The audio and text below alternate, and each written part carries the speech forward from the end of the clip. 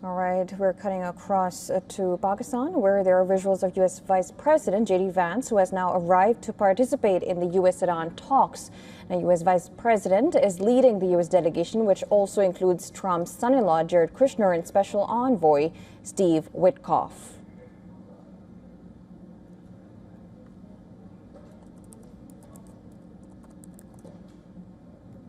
These are the first visuals coming in of U.S. Vice President JD Vance, who has now arrived in Pakistan for talks. The U.S. Vice President is leading the U.S. delegation, which also includes Trump's son-in-law, Jared Kushner, and Special Envoy Steve Witkoff. And what we know is from the Iranian side, we have Ghalibaf, who is an Iranian parliamentarian, and also Iran's foreign minister Abbas Araghchi. Now, these are the first visuals that we are getting from Islamabad, where these talks are being held. Now, Vance is leading it along with Jared Kushner, Trump's son-in-law, and Special Envoy Steve Witkoff. And this comes as a fragile ceasefire is in place. Now, these American and Iranian officials are set to meet in Pakistan for peace talks. There are some key sticking points like Lebanon and Strait of Hormuz that remain a thorn in the side. And of course, the Iranian delegation is led by Parliament Speaker Mohammad Baqir Ghalibaf, who arrived in Islamabad along with other delegation, including senior political, military, and economic officials, including Iran's foreign minister Abbas Araghchi. And now we have the first visuals of the U.S. delegation, which is led by Vice President JD Vance.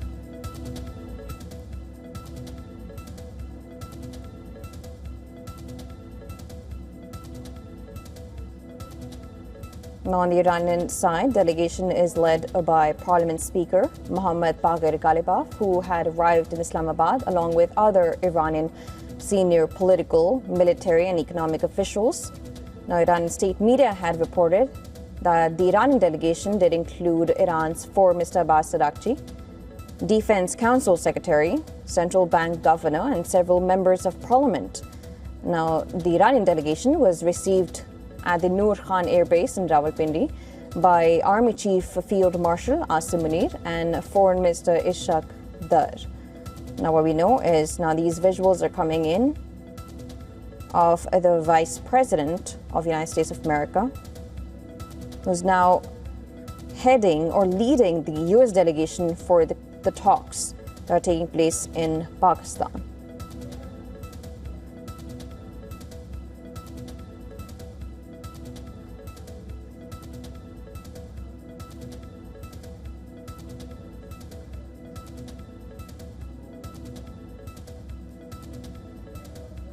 Now, there are key sticking points revolving around Lebanon and Hormuz that have stayed the entire time.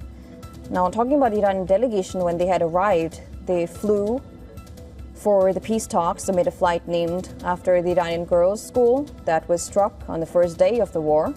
It was called the flight Minab 168, that it honored 168 people, most likely children, in the alleged U.S. strikes at girls' elementary school. Now, we had statements coming in from Pakistan, where the Prime Minister did say that peace talks between U.S. and Iran in Islamabad will be a make-or-break moment for a resolution to the war. And even in a televised national address, Shehbaz Sharif had said that representatives from both the countries would be in Islamabad to start talks. Now, this all comes while Israel has also agreed to start formal peace talks with Lebanese representatives in Washington next week, although they have said that they will not discuss ceasefire with Hezbollah. A call reportedly had taken place between Lebanese and Israeli ambassador in the U.S. We have these first visuals coming in from Pakistan. Now, the visuals that you see on your screens is the flight Minab 168. Which the Iranian delegation had taken in honor of the people who died in the alleged strike on a girls' elementary school, which included children. Now, the Iranian delegation includes the parliamentarian Ghalibaf, as well as Abbas Araghchi, the Iranian foreign minister, along with other military and economic ministers.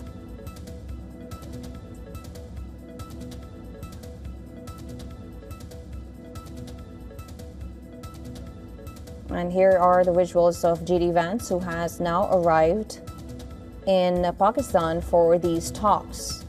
Crucial at a time of fragile ceasefire that is, of course, taking place.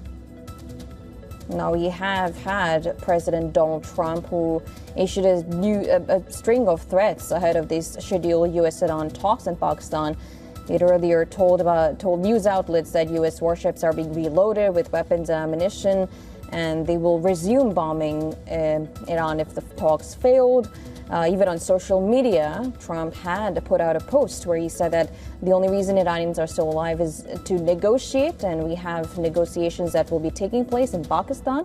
Pakistan is playing a host who, of course, has, we've seen statements from Shehbaz Sharif that this will be a make or break moment.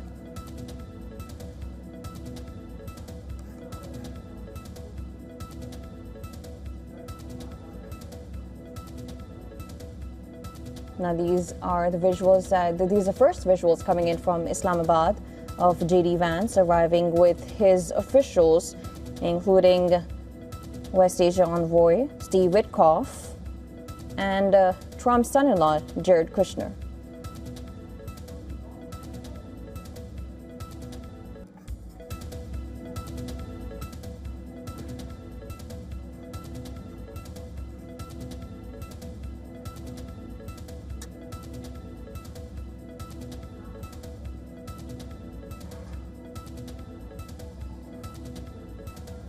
Now, just to give you a brief of the Iranian delegation that had arrived earlier.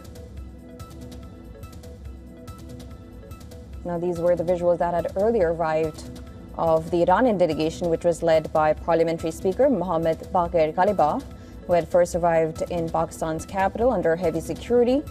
Now, according to Iranian media, Ghalibaf said that Iran comes with good intentions, but he had, of course, warned that the past negotiations with the U.S. have been marked by failure and broken promises. And now, even before arriving in Pakistan, Ghalibaf had posted that talks would not start until unblocking of Iranian assets and a ceasefire in Lebanon. Now, again, in a strong message to U.S. and the world, the Iranian delegation arrived in a flight which is dubbed Minab 168. And Iran had said that the name Minab 168 honored the 168 people, mostly children, who were killed in alleged U.S. strikes at a girls' elementary school during the war.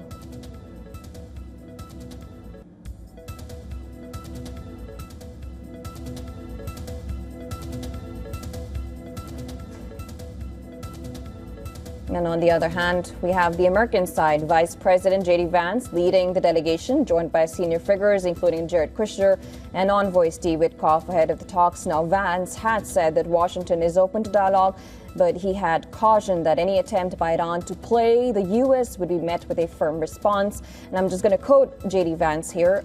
He said, "I think it's going to be positive.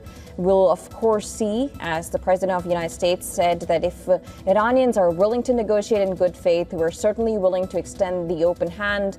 If they're going to try to play us, then they're going to find that the negotiating team is not that receptive. Now, these are the words of JD Vance just before